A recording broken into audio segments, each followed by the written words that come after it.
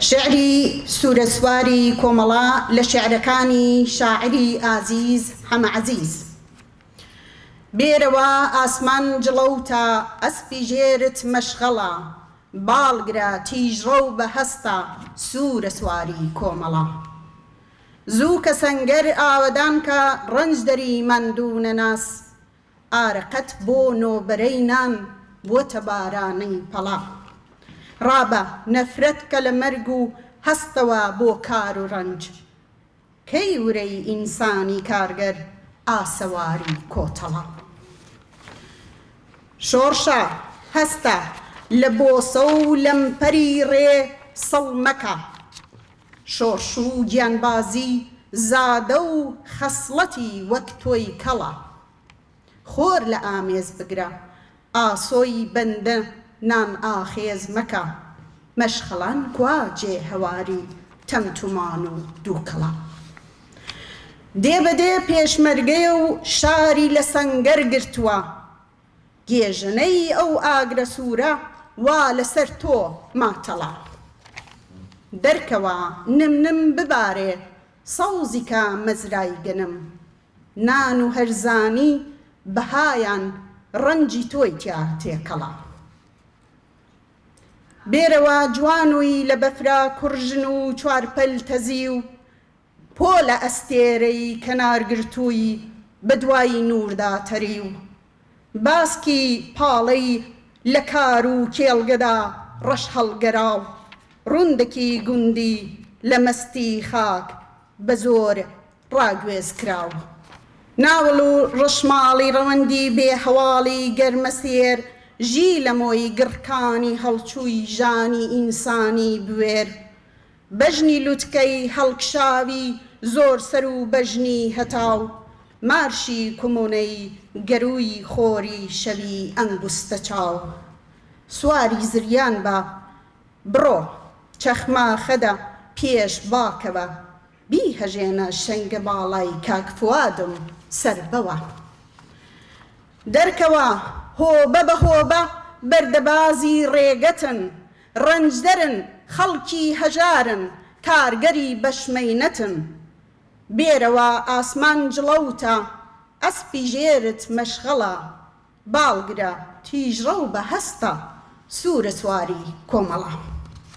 میوانان و بەشداربوانی ئازیز و خۆشەویست، لە ڕێوڕەسمی ڕێزگرتن لە 26 ڕێبەندان ڕۆژی ڕاگەیاندنی هەڵسوڕانی ئاشکرای کۆمەڵە، وێڕای سڵاوێکی گەرموگەشت لەلایەن خۆم و کومیتەی بەڕێوەبەری ڕێوڕەسمی ڕۆژی کۆمەڵا لە شاری ستۆکهۆڵمەوە زۆر بە گەرمی بەخێراتنتان لێ دەکەین و زۆر سپاستان دەکەین کە ئەرکتان کێشاوە و لەم بۆنە پیرۆزەدا لەگەڵماندا بەشدار بوون. ئازیزان، ڕیزی بەرنامەکانی ئەمشەو بەم جۆرە دەبێت کە پێتانی ڕادەگەێنم. سەرەتا ڕێوڕەسمەکەمان بە سرودی ئەنتەرناسیۆناڵ، سرودی هاوپشتی جیهانی چینی کرێکار دەست پێ دەکات. دواتر بۆ ڕێزگرتن لە یادی ئازیز و خۆشەویستی هەموو ئەو ئینسانە بەرزانەی کە گیانی ئازیزیان لە پێناو ئازادی و سۆسیالیزمدا بەخت کرد، 1 دەقیقە بە بێدەنگی و بەسەر پێوە ڕادەوەستین. بێدەنگیەکە بە کۆپلێک شێعر دەشکێنین و بە شوێن ئەودا سرودی بە ڕێزە گیانبازیتان بڵاو دەکرێتەوە. دواتر هاوڕێ فەراسەتی ساڵحی ئەندامی کومیتەی ناوەندی کۆمەڵا بەم بۆنەیەوە وتارێکتان پێشکەش دەکات. بە شوێن قسە و باسی هاوڕێ فەراست، سرودی ڕێی خەبات بە دەنگی کاک ئومیدی محەممەدیەوە بڵاو دەبێتەوە. دواتر هاوڕێی پێشمەرگەی دێرین و شاعر هاوڕێکاوە ناسراو بە ژاکاو چەند پارچەیەک لە شعرەکانی خۆی پێشکەش بە ئێوە دەکات.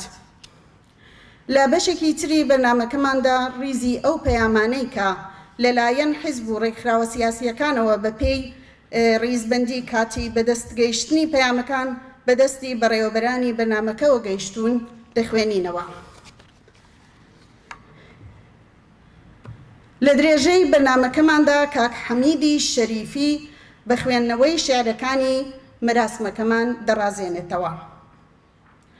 دواتر کاک حەسەنی چەنگیز بەرهەمێکی هونەریتان پێشکەش دەکات.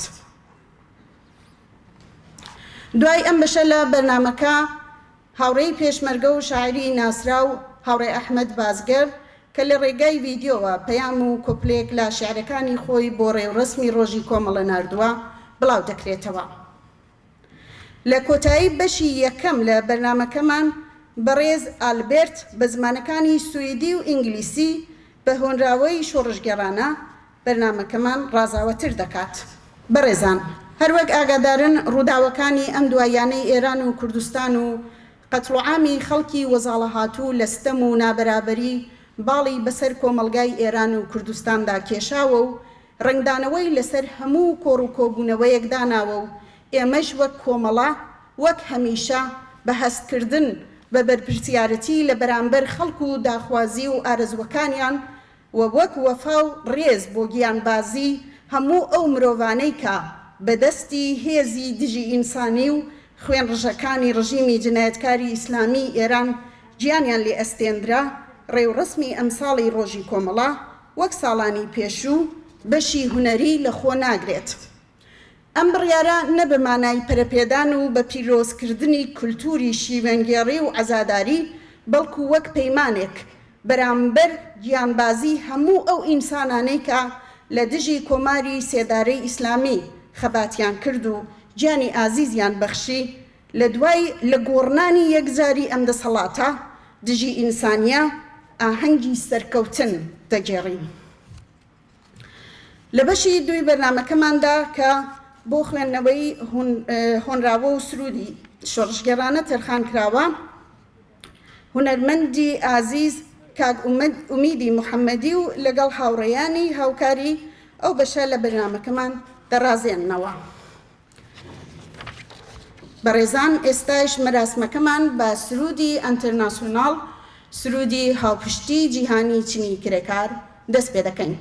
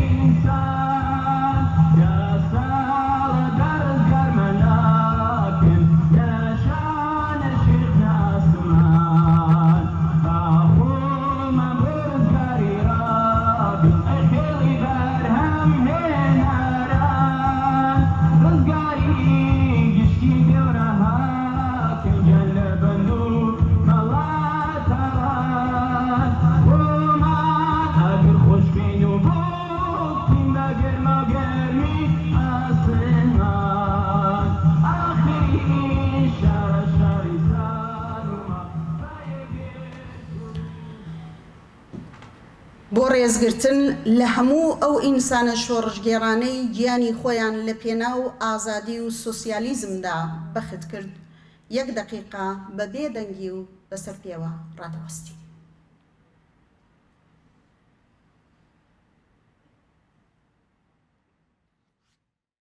پەلکیداری شادی گشتین، ئێوە هەرگیز نامرن، نامرێ ئاگر هەواڵان، ئێوە کەڵپەی ئاگرن. ئێستاش داوا دەکەین لە هاوڕێ فەراسەتی ساڵحی ئەندامی کومیتەی ناوەندی کۆمەڵا بێت و پەیامی کومیتەی ناوەندی کۆمەڵا سەبارەت بە ڕۆژی کۆمەڵا پێشکەش بکات. تکایە هاوڕێ فەراست. ئامادەبووانی بەڕێز، ئێوارەتان باش. بەخێر بێن بۆ ڕێزگرتن لە یادی 57 ساڵەی پێکهاتنی و 47 ساڵەی ئاشکرابوونی تێکۆشانی کۆمەڵە. بەم بۆنەوە پێش هەموو شتێک سپاسی بێپایانی خۆمان پێشکەش دەکەین بە کۆمەڵانی خەڵکی کوردستان کە هەرگیز پشتیوانی خۆیان لە کۆمەڵە دەریغ نەکرد و بە هەموو شێوەیەک پشت و پەنای بوون.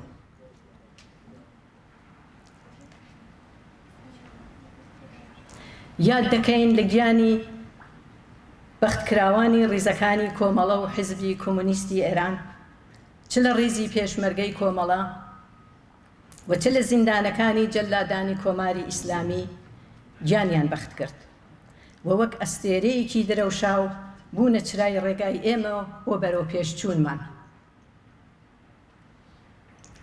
سەری ڕێز دادەنەوێنین بۆ بنەماڵەی سەربەرزیان کە بە سەبووری خۆیان وانەی خۆڕاگریان بە ئێمەدا.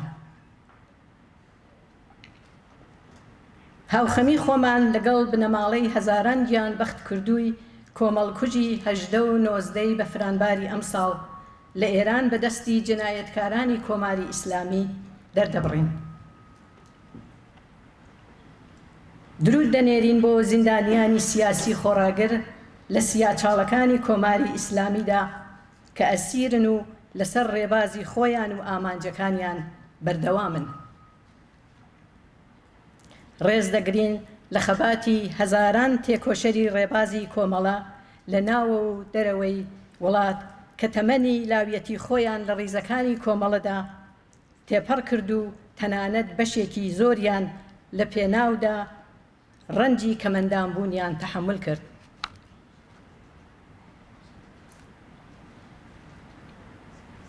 درود دەنێرین بۆ یادی هاوڕێی ڕابەر و دامەزێنەر کاک حەمەحسێنی کەریمی کە ڕۆژی کۆمەڵە ساڵ ڕۆژی گیانبەختکردنیەتی.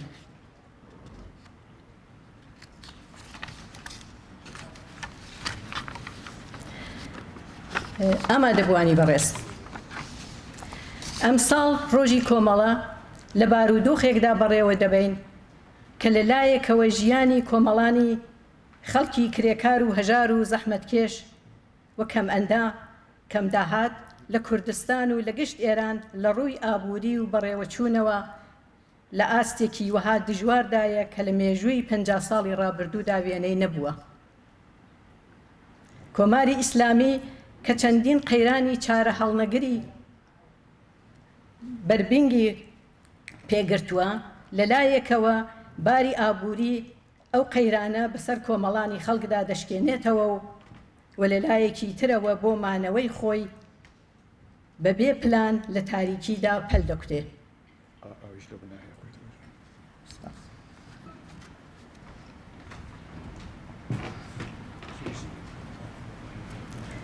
ئەم ڕژیمە بەرامبەر بەم بارودۆخە پەنای بۆ تەنها ڕێگە چارەیەک کە بۆی ماوەتەوە واتە بەکارهێنانی زۆر و سەرکوت دەبات و دڕندانەتەرین و وەحشیانەتەرین شێوەی خستوەتە کار. لەوەها بارودۆخێکدایە کە تازەترین گەڕی دانوستانەکانی نێوان ئەمریکا و کۆماری ئیسلامی ئێران بەڕێوە دەچێت. بۆ گەلێک کەس ئەوە پرسیارە کە ئەمریکا و کۆماری ئیسلامی بەرەو سازان و پێکهاتن دەچن یان شەڕێکی دیکە لە نێوانیاندا لە ڕێگەدایە. ئەم پرسیارە دوو وەڵامی زیاتری نییە. یەکەمیان ئەگەری هەنگاونانی بەرەو شەڕە. لەم ئەگەرەدا ڕێبەری کۆماری ئیسلامی داواکاریەکانی ئەمریکا ڕەت دەکاتەوە و دانوستان شکست دەهێنێت. دەرەنجامی وەها ئەگەرێک دەتوانێت بریتی بێت لە پەرەسەندنی زیاتری گوشاری سیاسی و ئابووری و سەرنجام هێرشی نظامی ئەمریکا و ئیسرائیل بۆ سەر ئێران. لەم حاڵەتەدا بێگومان کۆماری ئیسلامی لە قەدەر توانای خۆیدا دەست دەکاتەوە و بە هێرشی موشەکی بۆ سەر پێگەکانی ئەمریکا لە وڵاتانی دەوروبەر وەڵام دەداتەوە.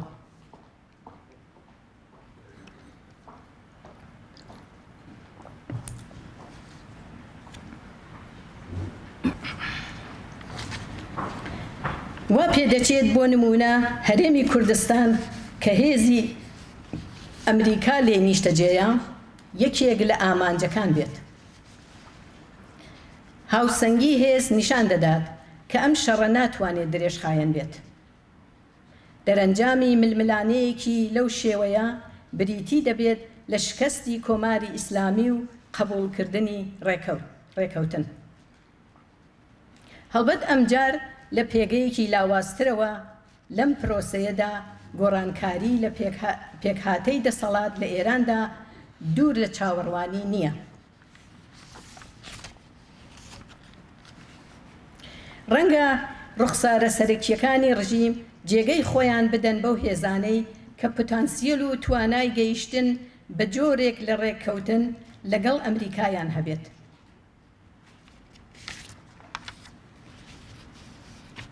بە واتایەکی تر شکست لە مەیدانی شەڕدا دەتوانێت ببێتە هۆی سەر لە نوێی ڕێکخستنەوەی بە ناچاری ڕێبەری سیاسی لە ناو سیستمی کۆماری ئیسلامیدا.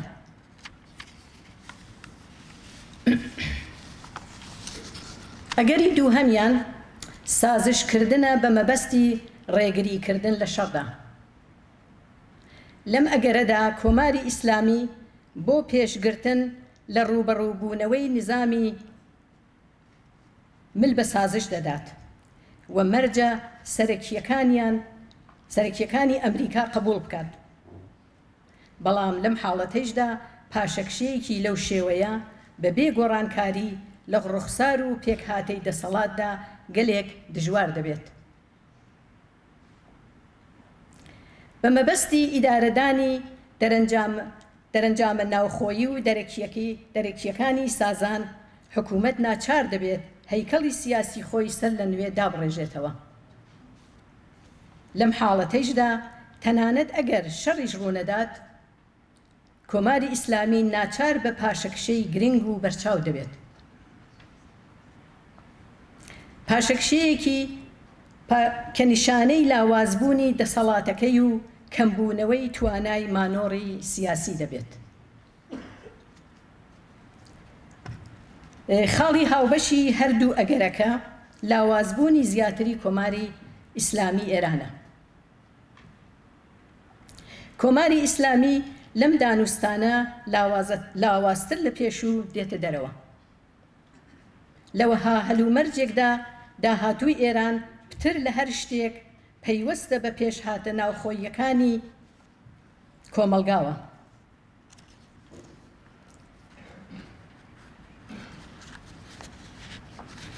ئەزمموی ساڵەکانی ڕابردوو دەری خستووە کە بزوتنەوە کۆمەڵایەتیەکانی وەکو بزوتنەوەی کرێکاری، مامۆستایان، بزوتنەوەی ژنان، خوێندکاران، دادخوازان و توێژە جیاوازەکانی کۆمەلگا ڕۆڵێکی یەکلاکەرەوەیان لە شکل پێدان بە ڕەوتە سیاسیەکاندا دەبێت. پێکهێنانی ئەڵتەرناتیڤێک کە بتوانێت وەڵامدەرەوەی داخوازیە ئازادی خوازانەکە و دادپەروەرانە و بژیوی ژیانی خەڵک بێت، پێویستی بە خۆڕێکخستن و پەیوەندی نێوان ئەم بزوتنەوانەیە.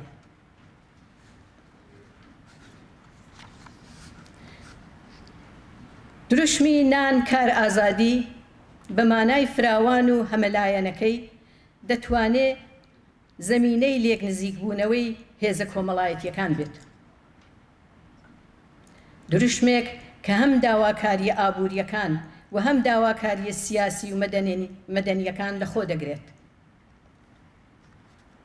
داهاتووی کۆمەلگایەکی ئازاد، ڕێکخرا و تێر و تەسەل سەرچاوەکەی نەک لە ڕێککەوتنەکانی پشت دەرگاداخراوەکان وەنە لە شەڕی وێرانکەردا، بەڵکو لە توانای جەماوەر بۆ پێکهێنانی دامەزراوە سربەخۆکان و بەرەو پێشبردنی خەباتی مەدەنی و کۆمەڵایەتیە.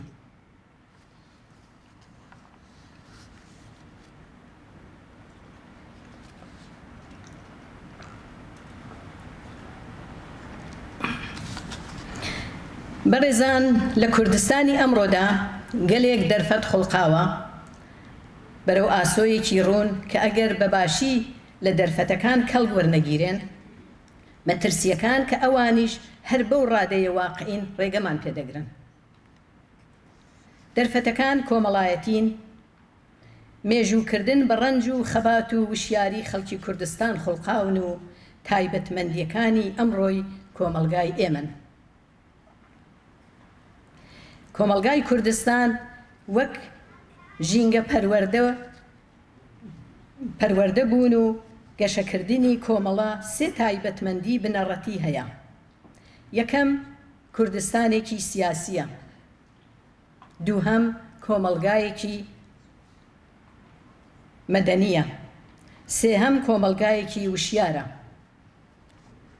با لە هەر یەک لەم چەمکانە ورد ببینەوە.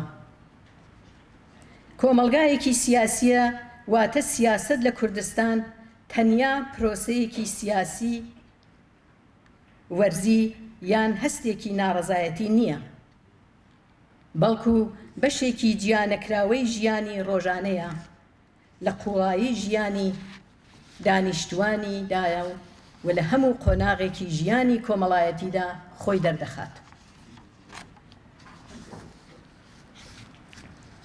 دووهەم کۆمەلگایەکی مەدەنیە، تەنانەت لە ڕەشترین ساڵەکانی دەسەڵاتی ڕژیمدا کۆمەلگای کوردستان بەردەوام هەوڵی داوە خۆی لە شێوازە جۆرا و جۆرەکانی ڕێکخستنی مەدەنیدا کۆبکاتەوە، تۆڕی پەیوەندیەکانی خۆی پەرە پێ بدا و ڕێکخراوە مەدەنیە جۆرا و جۆرەکان پێکهێناوە. ئەم توانایە لە خۆڕێکخستن لە دەرەوەی چوارچێوەی دەوڵەت و تەنانەت حیزبیشدا توانایەکی کەموێنە بەم کۆمەلگایە بەخشیوە. سێهەم کۆمەلگایەکی وشیارە. ئەم وشیاری و تێگەیشتنە استراتیژیە لە شێوەکانی خەباتی خۆیدا دەردەخات. بۆ نمونە کاتێک کۆماری ئیسلامی لە زۆر شوێنی وڵات بە کوشتاری بەربڵاو توانی ناڕەزایەتیەکان بە شێوەیەکی کاتی سەرکوت بکات، لە کوردستان فۆرمێکی جیاواز لە کردەی بە کۆمەڵزاڵ بوو، مانگرتنی گشتی وەک تاکتیک بۆ پوچەڵکردنەوەی هێزی سەرکوت.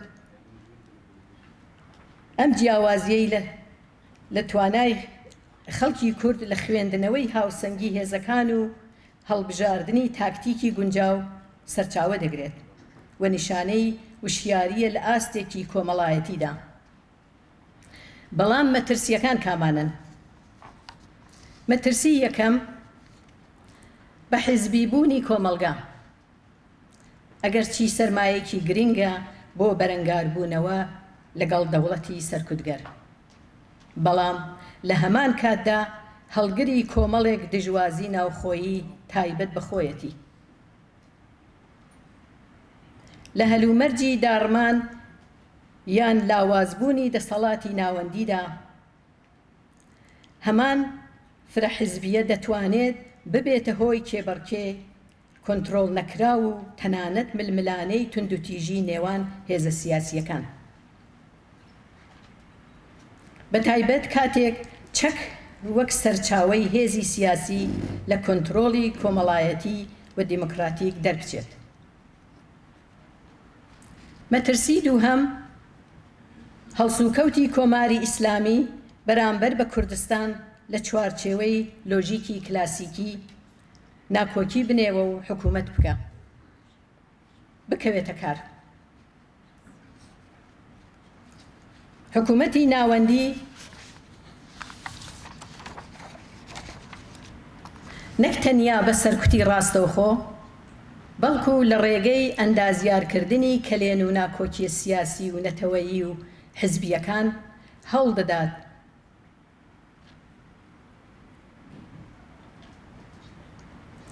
دەدات هێژمۆنی خۆی بپارێزێت.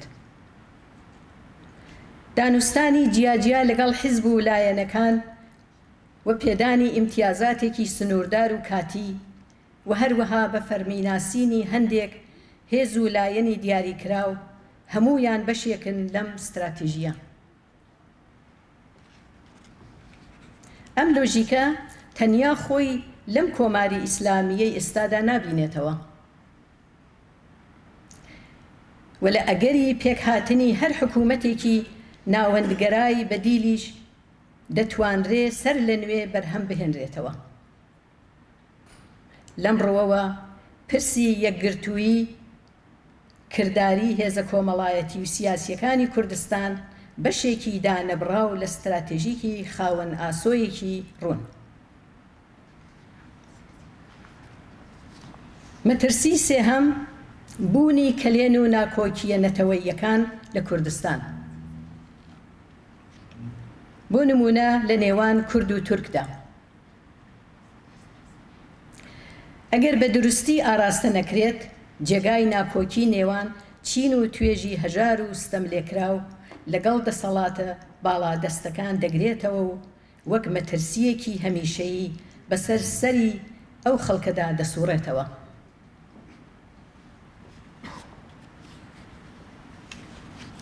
هەوڵدان بۆ پوچەڵکردنەوەی بە تەواومانای ئەم مەترسیە ئەرکێکە کە پێویستە هەر لە ئەمڕۆوە لە بەرنامەی کاردا دابنرێت و ببێتە ئەولەویەتی سەرەکی هەڵسوڕاوانی محەلی ئێمە و ئۆرگانەکانی تەبلیغی لە هەموو ئاستێکدا. ئەگەر بڕیار وایە کۆمەڵە ببێتە هێزێکی چارەنووسساز لە ئایندەی کوردستاندا دەبێت بتوانێت خەباتی دژبەستەمی نەتەوەیی بە شێوەیەکی ئۆرگانیک بە خەباتی چینایەتیەوە گرێ بدات، نەک ئەمیان لە بەرامبەر ئەوی تردا ڕابگرێت و وەنە هیچ کامیان لە ناو ئەوی دیکەدا بتوێنێتەوە.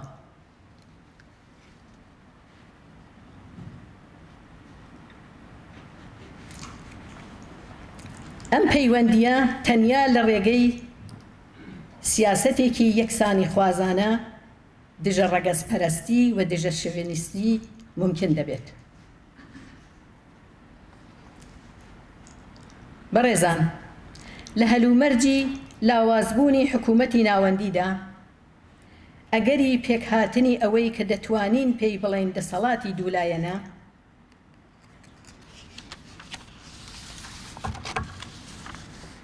لە کوردستان زیاترە لە ناوچەکانی تر. ناوەند و دامەزراوە خۆبەڕێوە بەریە جەماوەریەکان هاوشانی پاشماوەکانی پێکهاتەی فەرمی دەوڵەت دەتوانن پێک بێن، وەک شۆراکان، بنکەکان و جۆرەکانی تری ڕێکخراوەبوونی لە خوارەوە بۆ سەرەوە. دەتوانن ببنە بەستێنی تەمرینی ڕاستەوخۆی دەسەڵاتی جەماوەر. ئێمە پێویستە بەرەو پێشوازی لەم جۆرە دەستکەوتانە و پاراستن و بەهێزکردنیان هەنگاو هەڵبگرین.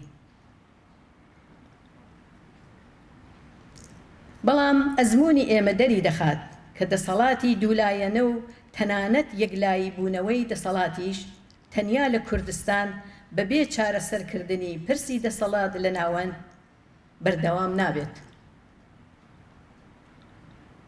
تا ئەو کاتەی کە پێکهاتەی دەوڵەت لە تاران نەگۆڕدرێت، هەر دەستکەوتێکی لۆکاڵی بە پێی هاوسەنگی هێز تەنیا دەتوانێت کاتی بێت. لەم ڕوەوە استراتێژی کۆمەڵە لە کوردستان پەیوەستە بە ئاسۆی گۆڕانکاری سەرتاسەری دەسەڵاتی سیاسیەوە. یەکێک لە پرسە سەرەکیەکان لە هەر قۆناغێکی ئینتقالیدا بریتیە لە بابەتی قۆرەخکاری ئامرازەکانی توندوتیژی.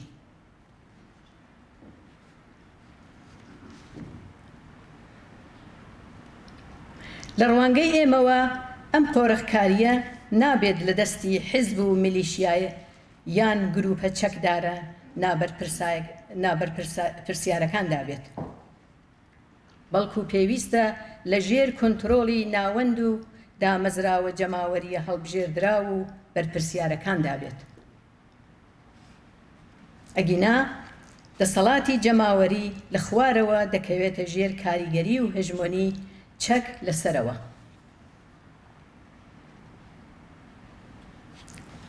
لە کەشێکدا کە ڕەنگە حیزب و لایەنە جۆرا و جۆرەکان ئاڵوگۆڕی تاکتیکی و استراتیژیکیان بەسەردا بێت، ڕیزبەندی خۆیان بگۆڕن، بەهێزبوونی کۆمەڵە و سەرجەم بزوتنەوەی چەپ لە کوردستان دەتوانێت ڕۆڵێکی یەکلاکەرەوە بگێڕێت. بەتایبەت ئەگەر ئەم ڕەوتە لە ڕێکخستنی کرێکاران، زەحمەتکێشان، چینی هەژاری شار و گوندەکان خاوەن جێگە و پێگەی بەرچاو بێت. کۆمەڵە تەنیا کاتێک دەتوانێت سنووری سیاسەتی حیزبایەتی تێپەڕێنێت کە پێگەی خۆی و وەک گوتاری سیاسی بەرژەوەندی مادی و مێژوویی ئەو چین و توێژانە بچەسپێنێت.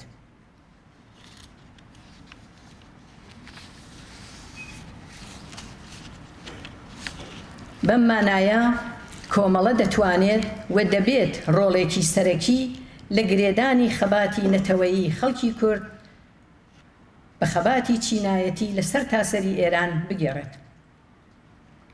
پردێک کە بەبێ ئەو هیچ پرۆژەیەکی ڕزگاری خوازانە بەردەوام نابێت. لە ڕاستیدا پرسی کوردستان جیا لە پرسی ئێران بەگشتی پێناسە ناکرێت. هاوپشتی نێوان خەڵکی کورد و غەیرە کورد دروشمێکی ئەخلاقی نییە، بەڵکو مەرجێکی مادیە بۆ سەرکەوتنی هەر بزوتنەوەیەکی ڕزگاری خوازانە.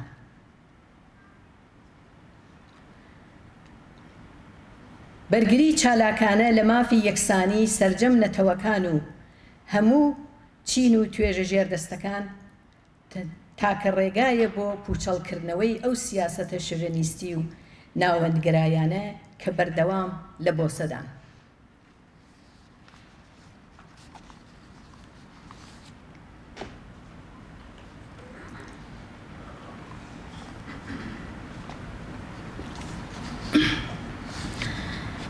بەڕێزان، ڕووداوە سیاسیەکانی کوردستان لە ماوەی 47 ساڵی ڕابردوودا بەشێکی جیانەکراوە لە ڕووداوە سیاسی و گرنگەکانی ئێران بووە. ئەزموونی ئەو ماوەیە پێمان دەڵێت کە سەرڕاستترین و ئاسانترین ڕێگا بۆ بەسەمەرگەیشتنی بزوتنەوەی شۆڕژگێڕانەی کوردستان وەگەیشتن بە ویست و خواستە نەتەوایەتی کۆمەڵایەتی و ئابوووریەکانی خەڵکی کوردستان هاوخەباتیە لەگەڵ کرێکاران و ستەملێکراوانی ئێران و ناوچەکە. ئەزموونی بەشەکانی دیکەی کوردستانیش لە ساڵانی ڕابردوودا ئەم ڕاستیەمان پێدەڵێت کە چارەنووسی دەسەڵاتی سیاسی هەر وڵاتێک کە خەڵکی کوردی تێدایە لە ناوەندی ئەو وڵاتە دیاری دەکرێت، نە لەلایەن زلهێزە ئەمپریالیستەکان و دژمنانی خەڵکی کورد لە شوێنەکانی دیکە کە بە شوێن بەرژەوەندی خۆیانەوەن.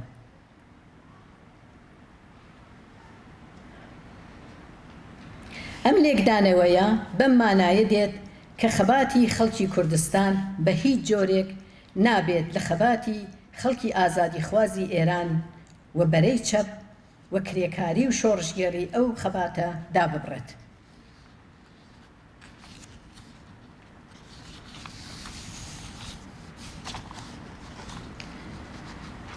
بەڕێزان، لە کۆتاییدا کۆمەڵە هەر ئەو هێزە کۆمۆنیست و شۆڕژگێڕەی جارانە کە لە خاڵەوەەر چەرخانە مێژوویەکاندا تاقی کراوەتەوە.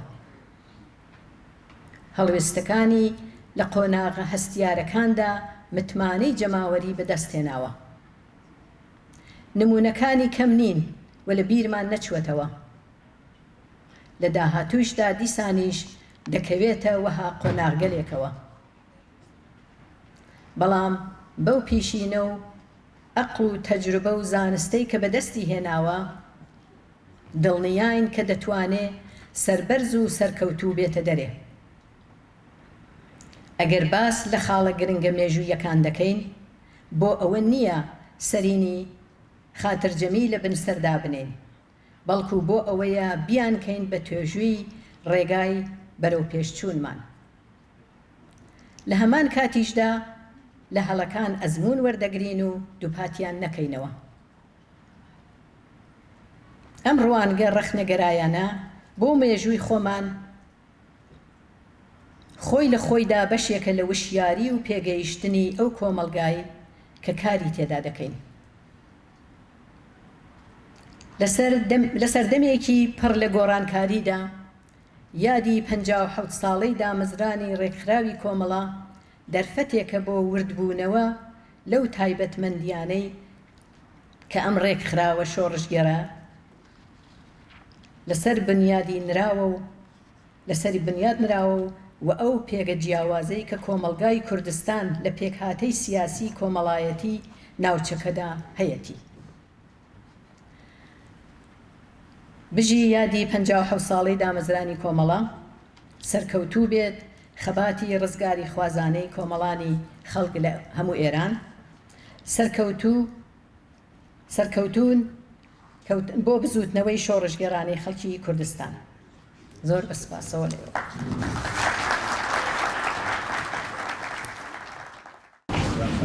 زۆر سپاس هاوڕێ فەراست.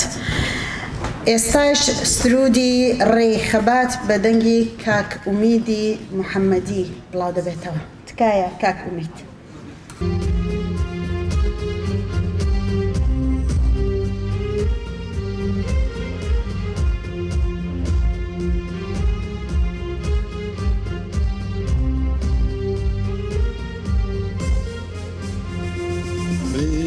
خەباتمان چەندە سەخت و دوور بێ با چواردەورمان کڵپەیا گر بێ ڕێخەباتمان چەندە سەخت و دوور بێ با چواردەورمان کڵپەیا گر بێ لەم ڕێ پیرۆزە هەرگیزدا نادەین ئێمەی بۆ مردنی شامادەین لەم ڕێ پیرۆزە هەرگیزدا نادەین ئێمەی بۆ مردنی شامادەین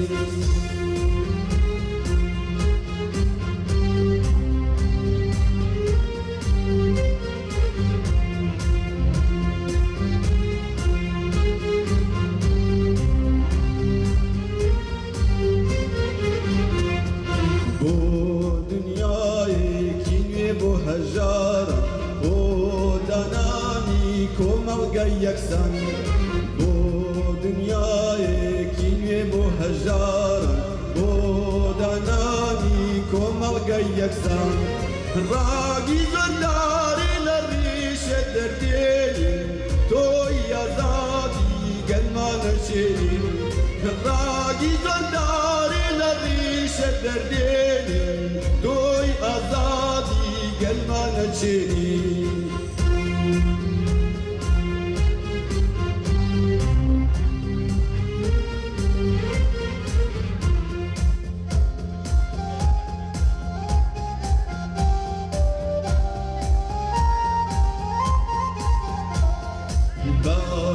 باری چینی گیرکارن باره بازی ڕێگەی تێکۆشان باری چینی گیرکارن باره بازی ڕێگەی تێکۆشان ئاڵای سووری شۆڕشمان هەڵداکەین هەر بە ڕۆژی سەرکەوتن ئەگەین ئاڵای سووری شۆڕشمان هەڵداکەین هەر بە ڕۆژێ سەرکەوتن ئەگەین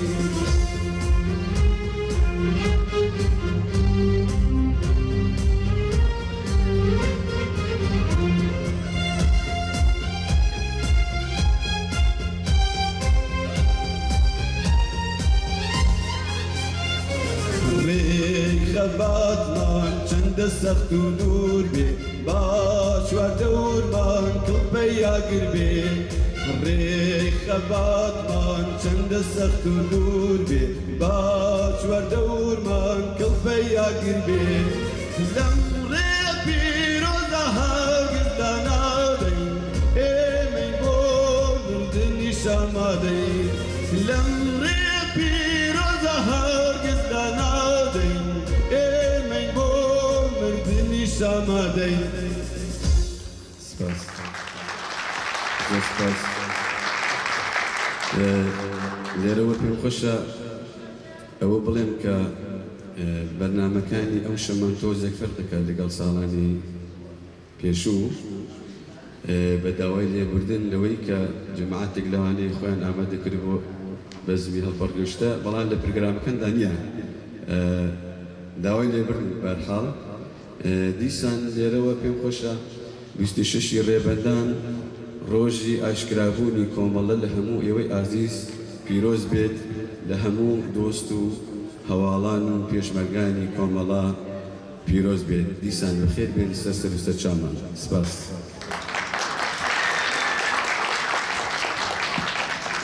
بەڕێزان لەم بەشە لە بەرنامەکەماندا داوا دەکەین لە هاوڕێکاوە ناسراو باژاکاو بێت بۆ خوێندنەوەی شیعرەکەی تکایە. بەشداربوانی عەزیز هاوڕێیان 26 ڕەبەندان ڕۆژی کۆمەڵە لە ئێوە و لە هەموو بنەماڵەکانی سەربەرزی کۆمەڵە لە ژوورەوە و لە دەرەوە پیرۆزبایی دەکەم و هیوادارم شەوێکی پڕ لە خۆشی و یادکەرەوەی هاوڕێیانی یارمەخت کردو بین. بۆ ئاگاداریتان کۆمەڵێک شعرم ئامادە کردووە بۆ ئەو شۆ. ئەوەڵین شعریان بە سەردێڕی ڕێبەندان 47مین ساڵ ڕۆژی ئاشکرابوونی کۆمەڵە. مێژووی ئەو ڕۆژە پیرۆزە سەرهەڵدانێکی دەگمەنی ڕۆژهەڵاتە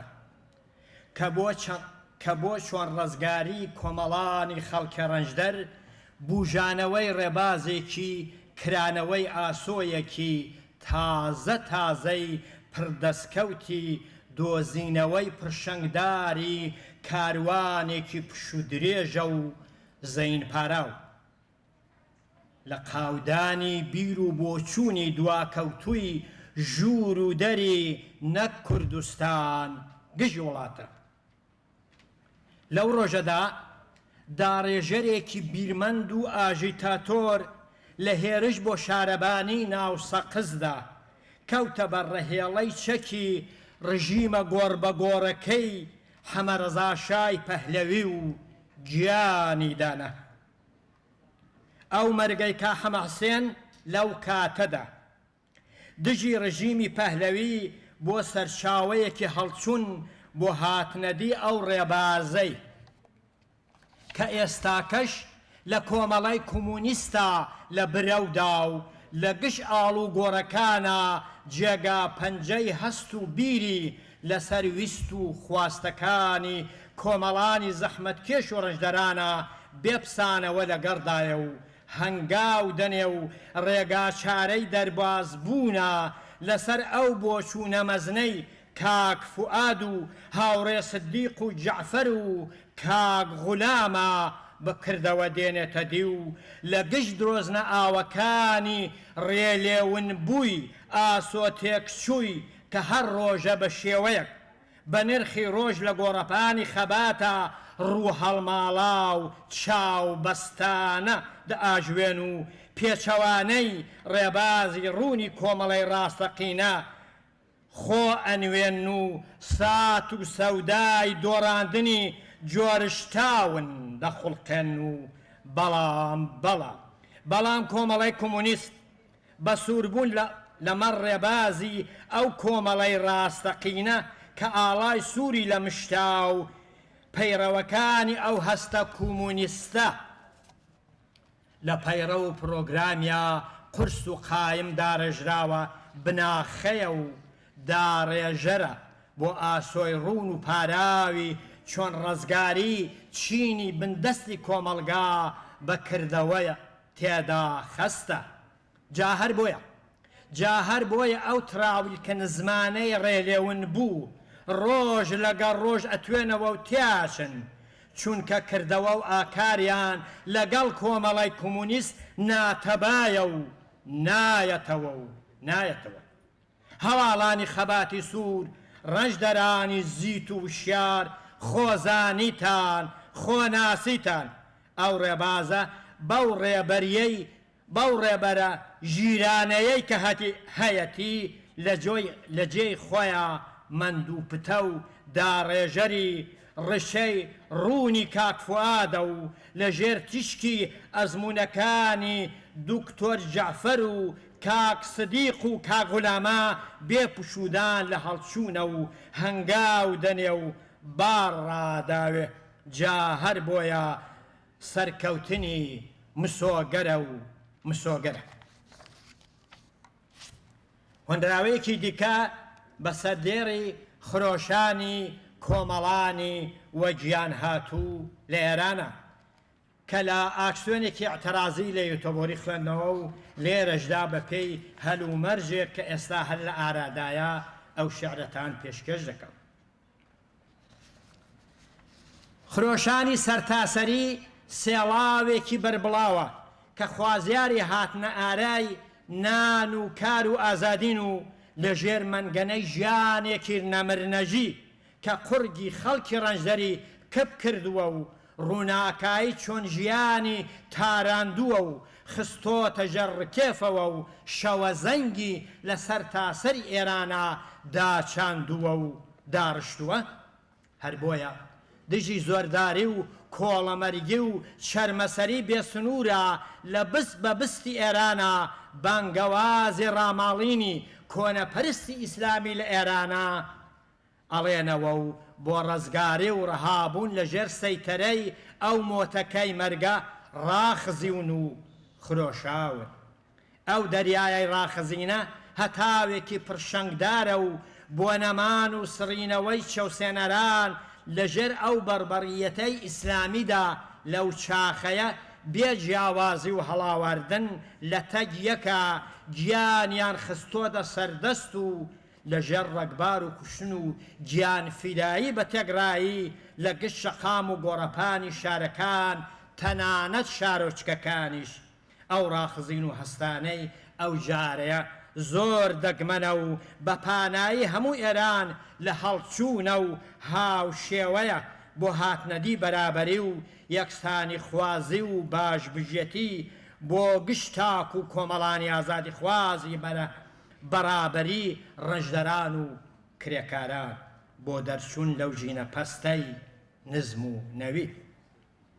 قۆناغێکی گەلێک سەختە و گیان فیدایی زۆری دەوێ بۆ بنەبڕبوونی زوڵم و چەوسانەوەی چەوسێنەرانی درندە و کۆنەپەرست بۆ ئەوەی ئێعتراز و ڕاسانی کۆمەڵگا لەو هەل و مەرجە ئاستەمەدا سەرکەوێ هۆشیاری و تاکتیکی تازە و هەستیاری پڕتەوژمی کۆمەڵانی چاوکراوەی بوێرانە و چاونەترس و وریای دەوێ. ئەو ڕەوەندە لەو وشیاریە لەگەڕدایە بۆیە مسۆگەرە خەڵکی وەگیان هاتوو قۆناغەکە تێپەڕ دەکا و ڕۆژێک دادێ گژی لەمپەرێک لە ڕیشەدا بقرتێنێ و سەر بکەوێ.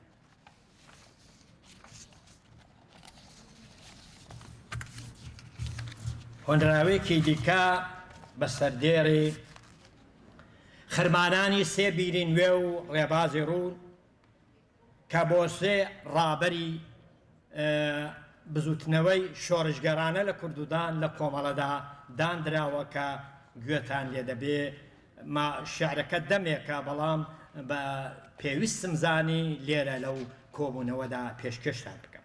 خرمانان خرمانێکی جەرگ بڕە و لە دەروون و ناخی زوربەی ڕەنجدەرانی کوردستان و ناو ئێرانە کۆستی گەورەی لە دەستانی سێ سەرچاوەی پڕ ئەزمموی ڕیشاژۆیە و لە تروپکی نەهاوەندی دەماوەندی تارانەوە هەڵەقڵێت و لەگەڵ ئاویەری سنە و کامیاران و بۆکانەوە تێک هەڵکێشە و باڵای ئاڵای یەگرتنەوەی شۆرشی نوێی سەدەی بیستی لێوڕێش کرد و هێنا ئارە. خرمانان لە دوو جەمسەرەی جیاوازدایە و لە دووڕە هەندی هەڵدێر و پان و بەرین ئەڕوانێتە مێژووی ژینی میوانانی هاوسەرینی ئەو میوانە ئازیدانەی ئاژیتاتۆر ئەو ڕابەرە کەمیۆنانەی گەشتر لە خۆر کە دەرمانی زامی هەموو بەژمەینەت و ڕەنجدەرانیان لە پەیڕە و پرۆگرامە لە کردەوە و هەڵس و کەوتە داڕژرا بوو لێ ئەبینرە. لە تەمەنی خرمانانە هەوڵجار بوو کاروانێکی ئاوە تازەی بیرپارا و دڵ ئاوەڵای ڕێبازکراوە و ئاسۆ ڕووناک زۆر دەکمەن و جێگا مەتمانەی ڕێبوارانی لە هەگبەی ئەوجاری کارە لێ ئەبیسرا.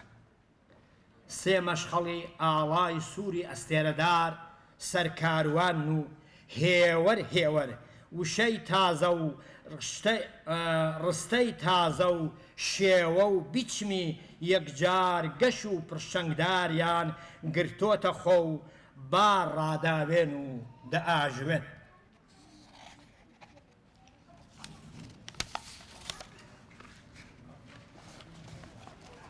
لەسەر تاپەی کردە و کاریان لەو ئاکار و بۆچوونانە خۆ ئەنوێنێ و لە ناو چێژی وتەی زاریان چپک چپک گوڵاڵە سوورەی پێشرەوی ئەو گەرایە و ئەو ڕێگایە هەڵدەڕژێتە ناو دەروون و لە سینەی هەموو ڕەشدەرانی مەینەت ئاوای ئەو توێژەیە و نەمامی نوێدا دەچێن و ئەو ڕابەرە هۆشمەندانە بزوتنەوەی ئەو جارەیان لە قاوغی کۆنا دەرهێنا و خستیانە ناو قەوارەیەکی تازەوە و دڕیاندا بە شەوە زەنگی گشت بۆ چوونی دواکەوتوانەی ناو کۆمەلگا و ئاڵ و گۆڕیان کردە پردی ڕاگوێزان و بنەبڕبوون بۆەوەی لە ڕیشەی دەربێنن. ئەو ڕەوەندە و ئەو هەڵدانە لە ژێر تەوژمی بەتینی سێ ئاژیتاتۆری ڕابەر، سێ ئەستێرەی زیت و وریا، سێ سەرچاوەی ڕادیکاڵ و کۆمونیستی خاراوی کار هاتنە ئارا و مۆمی تەمەنیان گەشاوە و بوون بە چرای ڕووناکایی لێکدانەوە و شیکردنەوەی زەحمەتکێشی چاوکراوە و ڕەنجدەرانی ئۆردووی کار و کردیانە بە هەوێنی کاری داهاتوویان بۆ ویست و خواست و ئاواتیان وەک گەشترین ڕێباز و شوێن. ئەو سێ دەریا مەزن و ژیرە، کاک سدیقی کەمانگەر و کاک غولامی کەشاوەرز و کاکە فوئادی ڕابەر بوون کە بوێر و نەترسانە لە گشتدا بوو نەریتی دواکەوتوانەی ناو کۆمەلگای کوردستان و ئێران ڕاچوون. خرمانان تۆ زۆر سەربەرزی، خرمانان تۆ سۆر سەربەرزی لە ناو مانگ و وەرز و ساڵە، لە ناو کیژ و کوڕ و کاڵە، ئەوانەی وا حەزەکانیان لە ژێر تیشکی بەهێزی ئەو کانیاوانەدا دێتە دی و چاونە ترسانە بۆ هەست و مافەکانیان هەڵدەستن و ڕائەپەڕن بێ دوودڵی یا ڕاڕابوون. چونکە فێر بوون لەو ڕابەرە ژیرانەیان کە تەنیا بە هێزی خۆیان و یەکگرتن، چونکە فێر بوون لەو ڕابەرە ژیرانەیان کە تەنیا بە هێزی خۆیان و یەکگرتن لەگەڵ چینی کرێکارە بۆ ڕاماڵین و ڕوخان و پێچانەوەی بورژوازی و ئاخوندیسمی پارێزەری مسۆگەرە بنە بڕبوون و تێداچوون، مسۆگەرە بنە بڕبوون و تێداچوون. هۆنراوێکی دیکە بە سەردێڕی کام سیستمی دێموکراسی ڕاستەقینە بۆ داهاتوون. کۆمەڵانی ڕاپەڕێوی گشت کوردستان و نائێران هەڵس و کەوت و ژیرانە بێ و زۆر وریابن، پیلانی دوشمن خەریکە بۆ تێکدانی یەکێتیتان، فێڵ و تەڵەکەی لە قاو دەن گشتان، فێڵ و تەڵەکەی لە قاودەن گشتان و چاوکراوە و وریابن. بیستان لە سنەی شۆڕژگێر پیلانێکیان چۆن پوچەڵ کرد، بیستان لە سنەی شۆڕژگێر پیلانێکیان چۆن پوچەڵ کرد، ئەوە بکەنە بە ئەزمون پژوە یەکدەن نەک ڕاڕابن. کۆماری مەرگ و سێدارە خەریکی ئاژاوە و فێڵە، کۆماری مەرگ و سێدارە خەریکی ئاژاوە و فێڵە بۆ هەر کام لەو تەڵە و داوەی گەلێک وریاب و ئازابن. گڵۆڵەی کەوتۆتە لێژی و نۆکەر و گوێ لە مستانی خەریکی بربەست و کەتنن، بەری بگرن و بۆی ڕابن ئەوەی لە زاهیدان کردی خەریکە لە کوردستانیش شێوەیەکی وا داڕێژێ بۆ پێشگرتن وەک پۆڵابن دیوارەکانی تاوان و تند و تیژی بێسنوورن سنووری ئێوەش هاوپشتێ و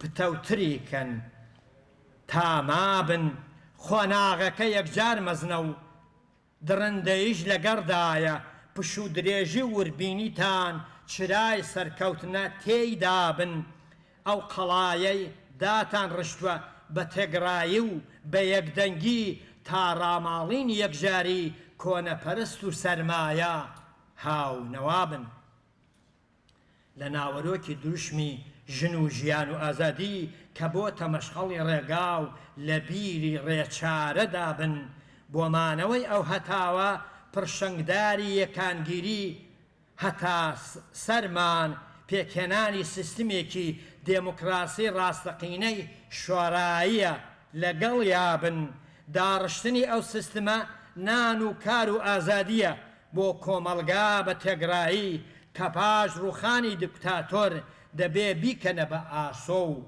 بۆی کارابن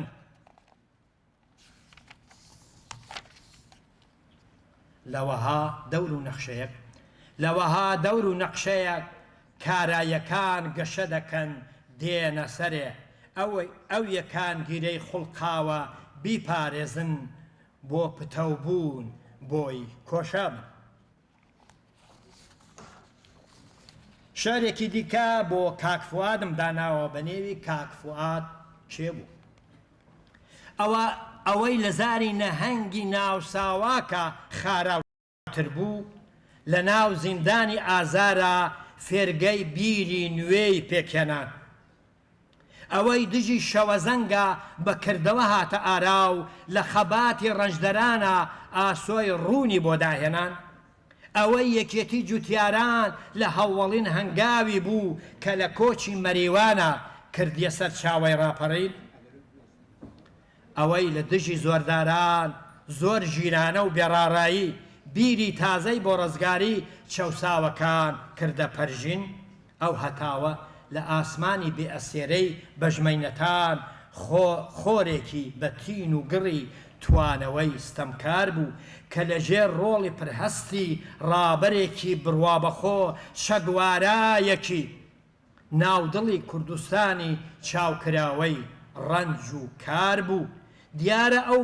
هەر زرەپاراوە وا خاراوی گۆڕەپان بوو کە هێشتا کەش داڕشتنی فکری تیژی ڕێنوێنمانە بۆ قۆناغی ئەو دەورەیەش سەرچاوەیەکی بەهێزە چونکە لە ناخی فوئادا دابێژراوە و مەشخەڵداری ڕێبازمانە سونەت شکێنی ئارمانی ئەو مرۆڤە پەیگیرە بوو سونەت شکێنی ئارمانی ئەو مرۆڤە پەیگیرە بوو سڕینەوەی قاوغی کۆنی ناسوێنالیزمی هاوڕا بوو بۆیە هەرچی لەو بیچمە بوو دژی دەرچوو دژی وەستا بۆیە هەرچی ئەو بیچمە بوو دژی دەرچوو دژی وەستا بەڵام داهات و دەری خست کە بیری ئەو بێهاوتا بوو بە زانیاری بۆ چوونی نوێ بیری کۆنی کپ و سڕ کرد هەر ئەوەش بۆ بە ئاسۆی ڕوون لە ڕابەری داهاتومان بۆ ناسین و لێکدانەوە لە هەڵچوون و داچوونەکان گەشاوەترین سەرچاوەیە بۆ بەرەو پێشچوون و هەڵدان مەخابن ئەو بلیمەتە تەمەنی کورتی بەربەست بوو بۆ داهێنان و ڕاهێنانی زۆرتری چینی بندەست بەڵام ئەو هەستە پاراوەی کە کۆمەڵەی لەسەر داڕژ لە ناخی دکتۆر جەعفەر و کاک سدیق و ئەوانی تر سادەری خست کە درێژەی ڕێبازی ڕوونی ئاسۆیەکی وزەبەخشی ڕەنجدەرانە سۆسیالیزمی لە ناخایە و توڕ هەڵدانی شێوازی کۆن کە تەنیا هەر ئەو بۆچوونە هیوا بەخشە و نەجات دەرە بۆ دنیای بێچەوسانەوە بەمانای وشە یەکسان بوون بەمانای وشە یەکسان بوون هاوڕێیان شاری دیکەشم هەن بەڵام نازانم لەوە زیاتر ئەگەر مەجال بوو دوایە ئەوان تشتان عەرز دەکەم هیوادارم سەرکەوتوو